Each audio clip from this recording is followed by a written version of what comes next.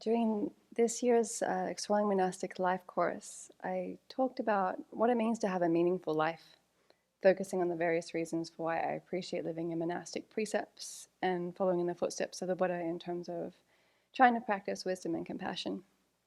And yesterday, a friend emailed me, having watched this talk, and suggested a follow-up of some sort, based on one idea that I'd raised, about trying to live without compromise. And so in that talk, I'd reference the stanza in the King of Prayers that says, "Then, following in the footsteps of all the Buddhas and perfecting the practice of a bodhisattva, may I always act without error or compromise with ethical conduct faultless and pure." And so he'd said, "I think it would make an amazing BBC about all the seemingly tiny little compromises we make with ourselves, or in all the different ways we compromise the precepts, or in ethical life in general, such as the things that we eat, the words that we say, the lack of discipline in our meditation practice, and so on." So I thought to offer a few thoughts on that, and then to also open it up to everyone here to share their thoughts as well. So in the email that I received, he sent a link to the Merriam-Webster dictionary definition of compromise. And so it seems to have like kind of two main flavors, whereas one is like an agreement that is beneficial for all parties involved. So referencing some intermediate between or blending of qualities of two different things. Or we are finding a middle way between extremes. And then there's the harmful or regrettable kind of compromise, where we are making a shameful, or this is a word that the dictionary uses, a shameful or disreputable concession, such as compromising our principles in some way.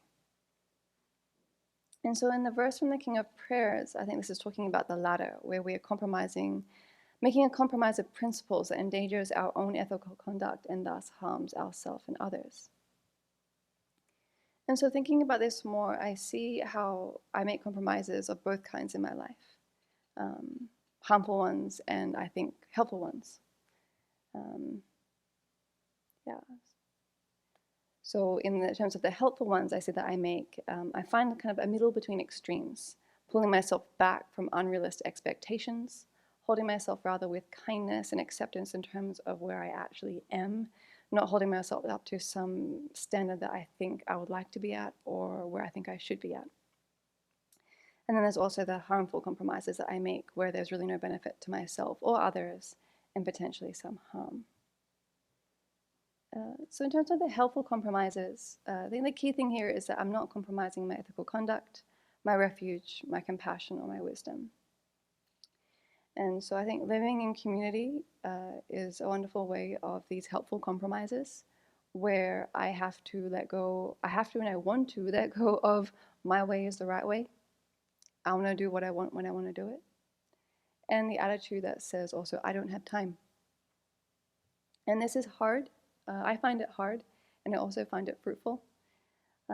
Because I often find that when what I want or what I have labeled as a need is in some way being challenged or not prioritized, or I'm asking to be changed, my initial response, verbally or sometimes just internally, is no.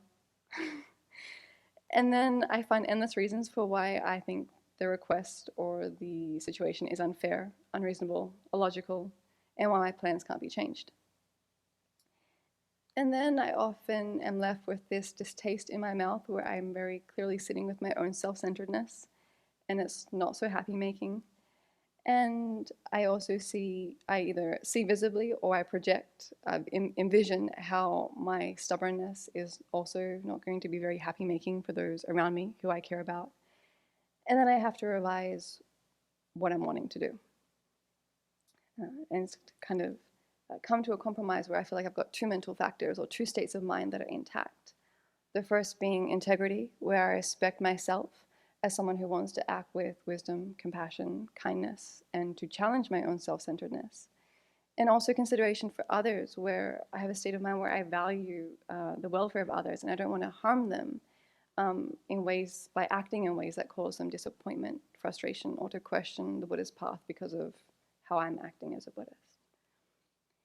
And then in another sense, there's a compromise where I see it as kind of like a bargaining with afflictions. And there's kind of two ways I see this in my life. One is where I'm challenging my inner energy that is striving for some state of perfection that I can see is a dead end. So this is a compromise of coming to the middle of extremes. I've got this vision of what I want to be or where I think I should be, and yet I'm falling short. And so an example I see come up within myself and often in the reflections that safe participants send through is this expectation, well, I know the disadvantages of anger, and I can list off a few of the antidotes. And I've sat down and I've meditated on a few times, and yet I'm still getting angry. And there's this frustration, and there's this disappointment, and this little bit of despair, it seems like, of like, I know this, I understand this, and yet why aren't I where I think I should be or where I want to be in terms of not being angry anymore or not being able to control my mind how I would like to. And this is where I need to bring in the acceptance, where I'm not compromising the end goal that I'm working towards in terms of the vision of Buddhahood, where I really will, as a Buddha, really will never get angry again because I completely eliminated the cause for getting angry in terms of the self-grasping ignorance that gives rise to the afflictions. But right now, I'm not there yet. And so what I'm doing now in terms of learning and studying and practicing is good enough, and to encourage myself that way. So compromise in that way is helpful for my mind to not be whipping myself or falling into discouragement and then potentially giving up because I'm not meeting this goal, this standard that I've set. And another compromise, kind of bargaining with the afflictions, is where I don't really have enough strength yet to really abandon things as I would like to, or to tackle things head on.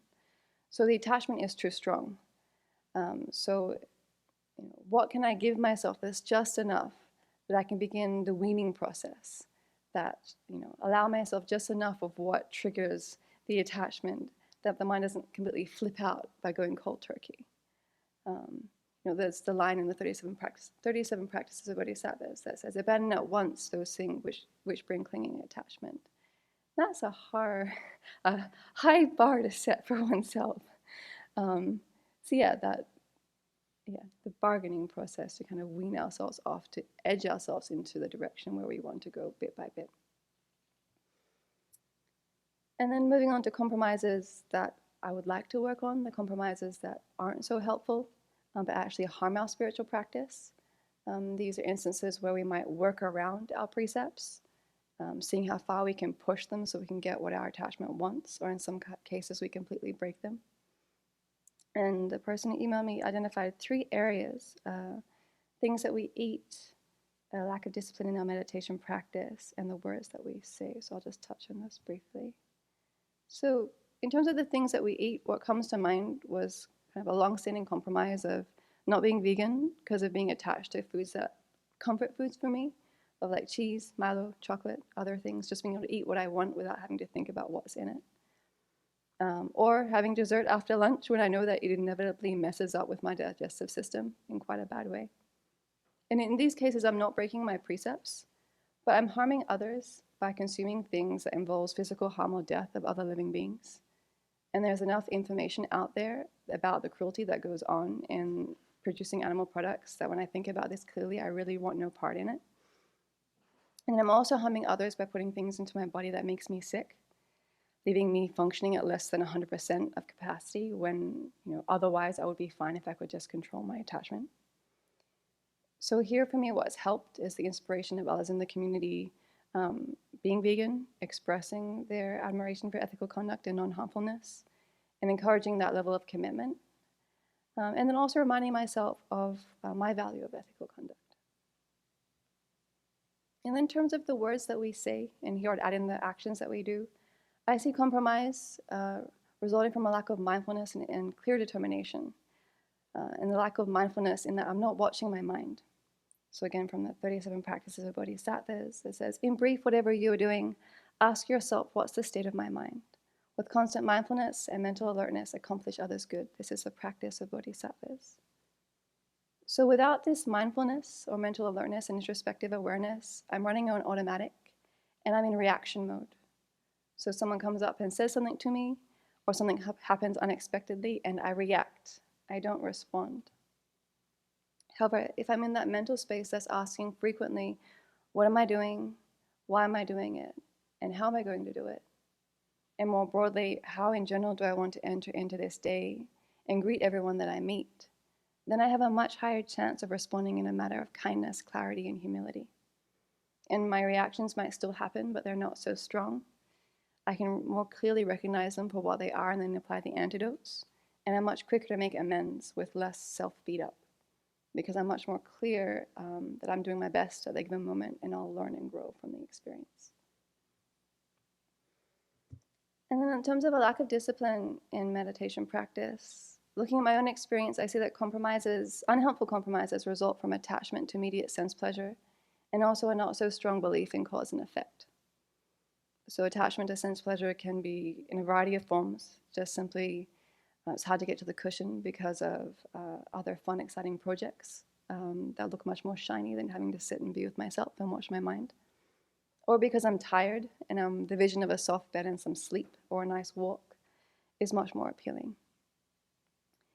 And what also comes into play is not recognizing the deep impact of each meditation session on our lives, both short and long term. So I don't have clairvoyant powers, and so I can't see what this one meditation session on the Lamrim is actually going to do in terms of my progress to awakening. And so when I'm pitting that against that unknown benefit to more tangible benefits or sense pleasures or hits from various different things. For some people it might be ice cream, sex, prioritizing our careers so we can get praise and a good reputation. All that's much more tangible than this long-term benefit from spiritual practice. So here I find it helpful to come back to my belief in cause and effect and remind myself that what I'm doing right now will have effects far beyond what I can imagine right now. And that what is most important is my motivation. That I'm going to sit here and try to concentrate on developing love, compassion, and wisdom, and to look beyond my own nose, because I want myself and others to be happy. And I can see that giving myself dedicated meditation time to really think about and internalize the Buddha's teachings is absolutely essential. And then to also remember that the goal of meditation is not just to feel good right now, but it's rather a process of inner transformation where we can develop our good qualities by looking much more closely at some of the rubbish that we have inside. It's only by seeing the dirt that we can actually clean it up. So those are some of my own thoughts. But I wanted to know if any others wanted to share their thoughts on compromises that they see themselves making in their spiritual practice and how they work with that, or just some perspective on compromise in general. The one thing I've noticed is that sometimes I have certain things that I'm very strict about, haven't done. And I notice over the years that after you do something once, it's easier to do it again. And I feel like that's a kind of compromise that then it's harder to pull back than it is to, I've noticed. So I'm glad to have learned that. So it's better to avoid the first time than to have to pull back on things where you've compromised. Not let the floodgates open. Right. I've tended to think of compromise in terms of not beating myself up for doing things that I know are not exactly in line with what I want to do, but at the moment, I feel like I don't have the capacity to really honor that. But at the same time, I also, like the example is dessert. Like I will take dessert even though part of me doesn't want to, but then I won't yell at myself because I'm like, okay, I'm trying to do other virtuous things today, so this is not exactly the most important thing going on. But at the same time, if I keep continuing in that way without sitting down and making a firm commitment to cutting back, then I know I'm just going to keep eating that dessert and I'll never get to the point where I actually, refrain. So I see there's the importance of like being very precise and very deliberate about the compromises that we make, as opposed to just giving in the moment and saying, oh yeah, it's okay. But it's also really important not to beat up on ourselves, and to be honest about where we are in the moment. So you and I talked about an example regarding tea, but I wanted to give another example. Really, sometimes I don't feel like doing my commitments because I'm tired or I'm just in a bad mood or grumpy and I just don't feel like sitting down to do my commitments. And it seems at that time a lot more appealing to read a book, particularly a book about history that I seem to be quite drawn to. And so I have to work with my mind at that moment. And so I say, okay, you are going to be able to read 5 or 10 pages of your book before you do your commitments. So why don't you do that? Don't go over the page limit. And then start with the one that you like the most and the commitment that you like the most, and then go on from there. And so I find that once I do that, my mind is a lot more flexible and open to, okay, I did what I wanted to do. Now I can do what I don't want to do. Yeah, it's kind of, I think we've discussed this in our safe class with Venerable Jigme, kind of treating our mind like a young child and hand holding it to get it to go where we want to go in a kind way. I wanted to comment on the 2 verses. I was thinking that although it's very hard for us to abandon all our attachments, even if we were at that point, they continuously arise. So I was thinking of that verse in context of the other verse of watching our mind. And when we notice attachment arising, that's with that moment, dealing with that attachment, not letting it grow. And so using the introspective awareness and mindfulness to Moment by moment, yeah, apply the antidotes as things arise in our mind. yeah, exactly.